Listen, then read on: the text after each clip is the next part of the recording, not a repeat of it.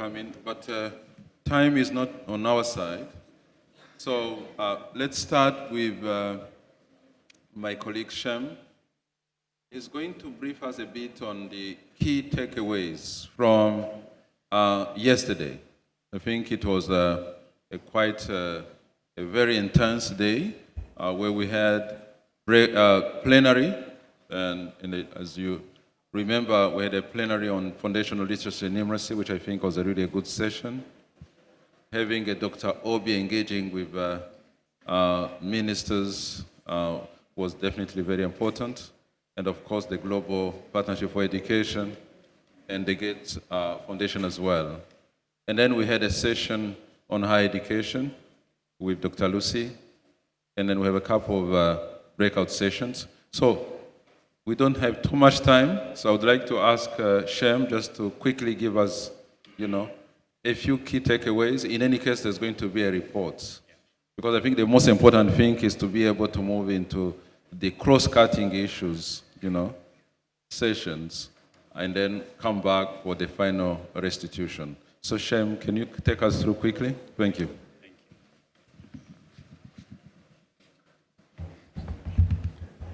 Thank you, Albert, and good morning.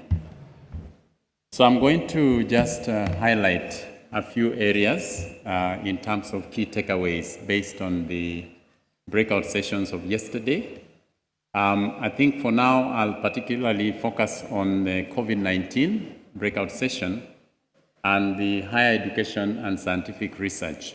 My colleagues, Linda, will be dealing with foundational learning, but as we said, because of time, we may not present that now in this particular room. And also, we have other colleagues dealing with the technical and vocational skills development, but you'll get those in your mailboxes. So with regards to the COVID-19, these are some of the key takeaways or the key recommendations. The first is with regards to building a sustainable and resilient system, that education systems need to expect shocks and expect crises. And therefore, we need contingency plans, and the different actors and stakeholders within the systems need to know of this contingency plan. They need to, it's almost like saying that let's not have the vision, and it is really a vision in itself hanging there. We need to see how to internalize the vision. So these contingency plans should not be in the shelves. They should not only be in the minds of the leaders and the policymakers, but they need to be in the minds of the implementers also. And so we need to also develop a roadmap to create a resilient, sustainable, and effective system that is workable for Africa, and especially for African education sector. The second one is with regards to cross-learning and empowerment of teachers. Learning from each other and sharing of experiences have been proven to be powerful in planning for each own countries. And therefore, we need to continue with this cross-learning. At the same time, we need to empower teachers and those delivering education to be responsive, to adapt, and to be innovative enough in finding solutions and developing a reflex to be adaptive. Over time, due to COVID-19, we've talked a lot about adaptive management. We need to really learn to adapt, and this is really a theme that is cutting through. The next one is working across sectors. We need to look and work across sectors because we cannot plan in isolation. There's need to collaborate with systems, especially when we look at issues around infrastructure, issues around health, issues around nutrition. And this shows you the cross-cutting nature of education. Education cannot preach to itself. We need to involve other sectors. And we need to look at a whole government approach. We need to bring in that intersectoral approach in order to transform education. There are also issues, or there are also, highlights of what is working, enabling cross-country learning, utilizing flexible pedagogical platforms, peer mentoring. So these were all highlighted to be working, but we also know the challenges already. So here we are really trying to focus on what can we do better. So that was with regards to the COVID-19. The higher education breakout session was interesting, quite animated. I was there. And one of the things that we did agree on is to identify priority areas that we need to focus on. And in terms of research, we need to dissuade this mafia type of publications. There's a whole plethora of publications where you find 20 authors in one publication, for example. And so there was a call for the need to dissuade that. Then the third one was the need to improve the judicious use of research funding for accountability, including timelines. And when we talk about accountability, it's not just accountability of those who are providing funding or to those who are providing funding, but it is a wholesome accountability, all actors involved. Then there was also the need to trust our own research results. And this is why I was talking about this mafia, publications. We need to be judicious enough so that we can trust our own research, so that we can make research and development efficient and relevant. So that was one of the rallying calls. And that means we need to trust our own researchers, both at national, regional, and continental. So let Africa work for Africa, and let higher education work for basic education. And at the end of the day, let us put our resources where our trust is. That was one of the main outcomes. Then we also need to make agriculture trendy. Let us not see agriculture as for the old people, the elderly people, or, we need to get the youth involved in agriculture. How can we make agriculture trendy? How can we leverage artificial intelligence, for example, machine learning? How can we make agriculture, as some people say, how can we make agriculture sexy so that the youth can really come in? So these were some of the few that I picked up.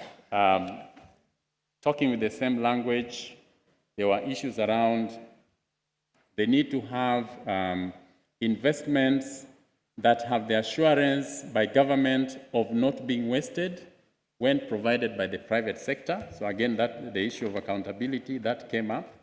Let us build partnerships that also means listening to the farmers, listening to the miners, listening to the fishermen and the women, and then we engage with the private sector and development partners. That way, there's sustainability, there's ownership. It means that we are addressing the real needs of those who require it. And finally, let women also be researchers themselves.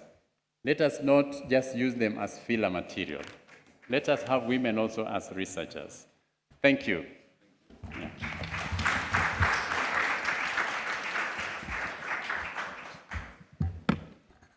Actually, I think you realized yesterday, when I was looking at the number of ministers around, you could tell there's a progress, incredible progress. I was surprised nobody has actually mentioned it during the discussion, but more than 90% of ministers present are female, which is also a great success that we could actually,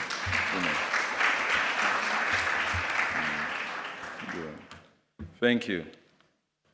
Thank you, Shem. Thank you for introduction. As I said, we'll have a comprehensive report on yesterday sessions.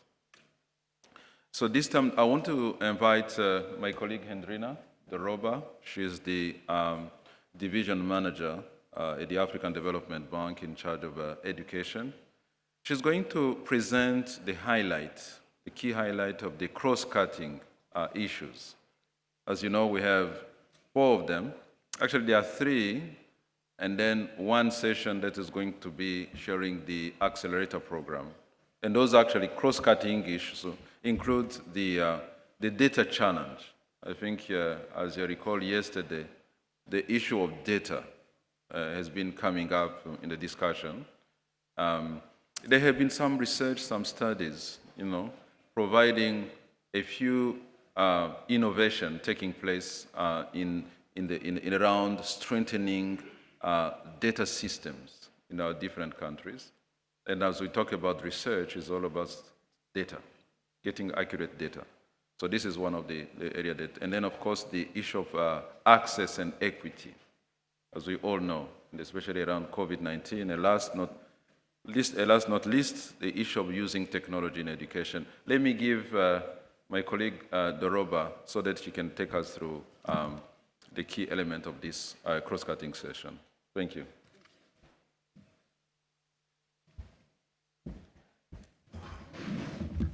Thank you, Albert.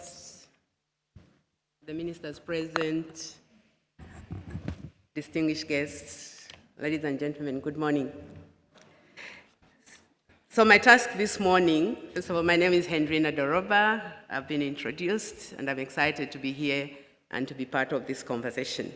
I'm standing in on behalf of my director, who is not able to, to make a presentation today. So thank you so much for giving us the opportunity to be part of this. So my task this morning is basically two things. One is to entice those that have not made a decision on which para session they will be looking at or they will be engaging in the conversation. Because we need your contribution, we need you to share your experiences, and we certainly need you to give us some guidance on what we need to do differently in as far as cross-cutting issues are concerned. The second objective of this presentation is really to just make you appreciate some of the key things that we'll be discussing and how we are fitting this into the theme of the triennial this year. So like my colleague has said, there are three breakaway sessions that are going to run parallel. And each one of them, of course, as you've seen from the program, we do have speakers and respondents and so on. And I think what is important for us is really, we want to get full engagement. We know today is the last day, but we do count on your support to make sure that we achieve what we came here to achieve. So session one is going to be looking at tackling the data challenge in Africa. We do acknowledge and we do appreciate that, government, together with the partners that are actually supporting the issues around data, they need to be asking themselves, or we need to be asking ourselves, critical questions for us to be able to make sure that we are making informed decisions, both in terms of policy, but also in terms of the kind of interventions that we are undertaking. Now, for us to be able to do that and to make sure that we are actually looking at the skills development within the value chain and data production, we need to be asking ourselves questions around capacity. What kind of capacity do we have within our institutions or within our governments? And if at all, what else do we need to do differently? And we are not just talking about training, but we are looking at capacity, looking at it from different modes, including mentorship, but including hand-holding some of the people that we've given responsibility to actually be able to take charge of the data. The other point we'll be looking at in this session is really looking at sensitizing the policymakers as well as the leaders. It's very important that we are making the leaders in position and those that are responsible for making a decision or developing programs are actually doing that from an informed position. So we'll be hearing, or want to hear from you, how best we would ensure that the policymakers are informed by data to be able to make the decision. Of course, we cannot collect data without financing. We do acknowledge there are innovative financing mechanisms that are currently ongoing on the continent. We want to hear from you. What are some of those, and how can we use that to actually scale up and support governments to make sure that we have quality data that is informing our interventions? I think for the past 2 days, we've been talking about piloting and piloting and piloting and piloting. What we are asking is really moving away from piloting to actually systemic change, influencing what is happening within our systems, more importantly, within our education and skills development. So we'll have conversations around that and see How do we scale up what is working well? Because you hear from the conversation that indeed there are interventions that are actually working well. So how do we move away from pilot to actually, putting it to scale and changing systems?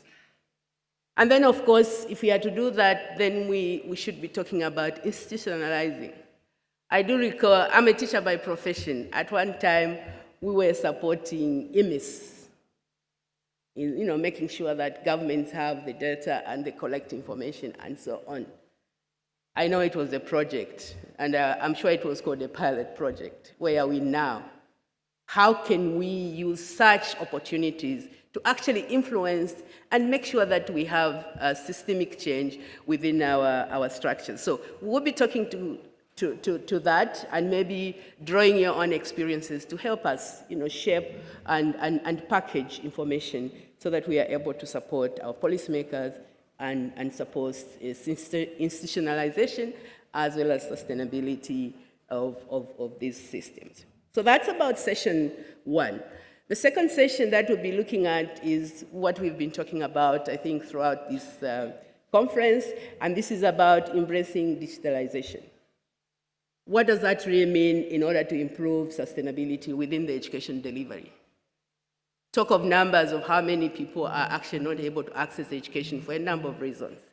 How can we use digitalization to actually reach out to the unreachable?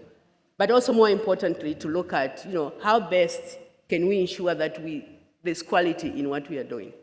It's not about having access only, it's about having access which is of quality.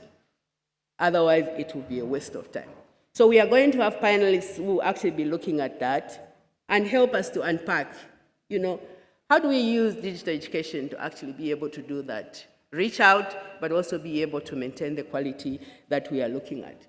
And in doing so, I know we've had conversations around, are we replacing teachers and so on. But we are saying in doing so, how do we make sure that teacher training is also included in this? That teachers are also trained to move with the trend.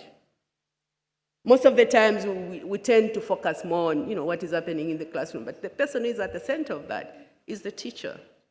So we'll be having conversation around that. How do we make this educate in a way that we actually empower the teachers to be able to lead and be part of the change process that we are going to, to undertake? And in doing that, of course, there are issues about context. We are all coming from different contexts. So with that vision of EduTech, how do we then accommodate the different contexts in which we as a continent are operating? And at the same time, making sure that we contribute to reaching out to the unreachable, but also maintaining quality. In doing so, of course, we do know that there are partners who are experts in this area. So how do we strengthen that collaboration and partnership between what is, those who are experts in the field, but also adding value to what governments is doing? So really exploring the collaboration and partnership as far as improving or embracing digitalization is concerned. So we're very excited. We do know there are some of you that have done that and are doing excellent work, and we've read some of your reports in terms of the results. But we'll be interested to hear a little bit more from those that we have not heard from, but also from those that have experience that will be worthy including in our conversation. And then lastly, but not the least, we'll be looking at improving access and equity in education and training for the vulnerable population. Of course, this is slightly linked on how we use EduTech to do that. But we are going to have a session that is going to be looking at, we do have the vulnerable within our communities. Let's not get excited of what is happening within those that we are able to reach. What about those unreachable? Who is doing what? How do we work together to make sure that education as a right is actually fulfilled? Many a times we want to go to the soft places because we can easily access. But I want to tell you there are people out there in the rural area. I came from a very typical rural village. I was educated in a rural village. But somebody somewhere was able to look at me and say, oh yeah, she needs to be educated, and here I am now. So how do we work together to make sure that even those people in the villages or those vulnerable people are actually given the opportunity, especially the girls? You know, some of us who are from the village, they'll look at you and say, this is a subject or a matter for marriage, even before I'm ready for marriage. So give me the opportunity to be educated and give me the chance to contribute to economic transformation. So this session certainly will be looking at that. How do we target? How do we prioritize? How do we ensure that everybody is given the opportunity to do that? We have to make planning intentionally. If we don't give that intention, it will not be possible to reach out.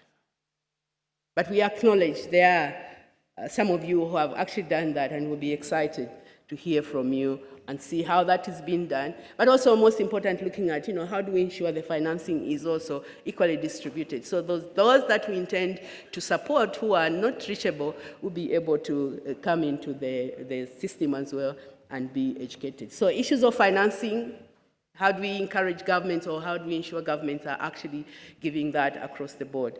We have people, experts who have actually done that work and will be sharing with us in that. Stakeholder collaboration is also another important thing. If we are talking about reaching the unreachable, we have places where governments cannot reach, but we are people who are actually living around those areas. How do we then, work with them to make sure that we are able to address the issues or the needs of those who are vulnerable?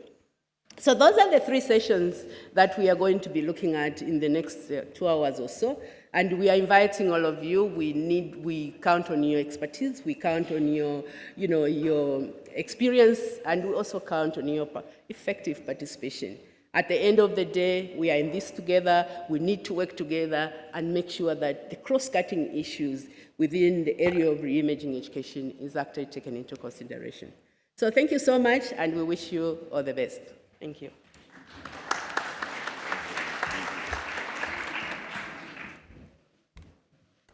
Thank you, Andrina. Your passion is already there, so please keep it up. There's one of the breakout session that did not come out that I want to also to share. There's a breakout session on promising approaches to improving foundational learning and integrating new evidence into national policy and program. This is a program under the World Bank known as the Accelerator Program.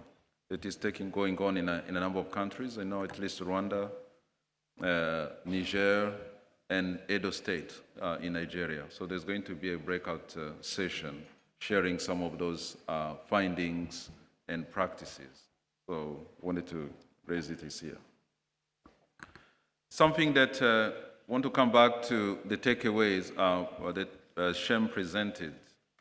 One of the important outcome of that came out yesterday around the moving from commitment to action is this launch of the peer learning mechanism that we did yesterday, ADEA, the African Union, and GEM, which I think we need to keep in mind and see how best we can implement it.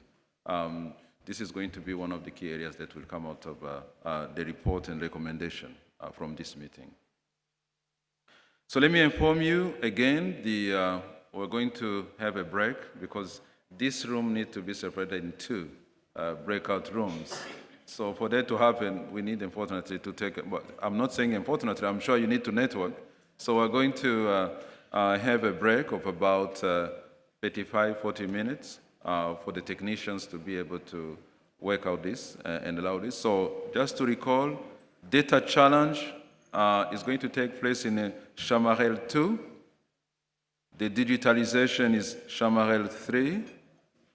Access and equity is Chamarel 4.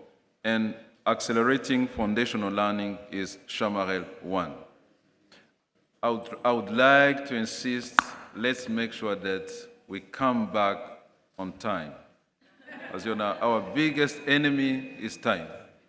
Let's make sure that we don't really lose again time so that we can complete our day appropriately. I know some of you are leaving later today, and we want to hear from you. I will also want to encourage moderators to make sure these sessions are more interactive. Whoever is going to make presentation, just shorten it as much as possible to allow people to speak out This is really what we are looking for as a learning platform. Let's make sure we allow as many people as possible to speak out. All right? So let's take a quick break as the room is getting actually split, and then you can come back and go to any of those for breakout session. Thank you again.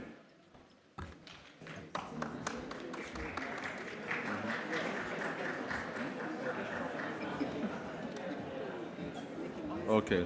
Hello. Sorry again. There's an announcement. Whoever traveled today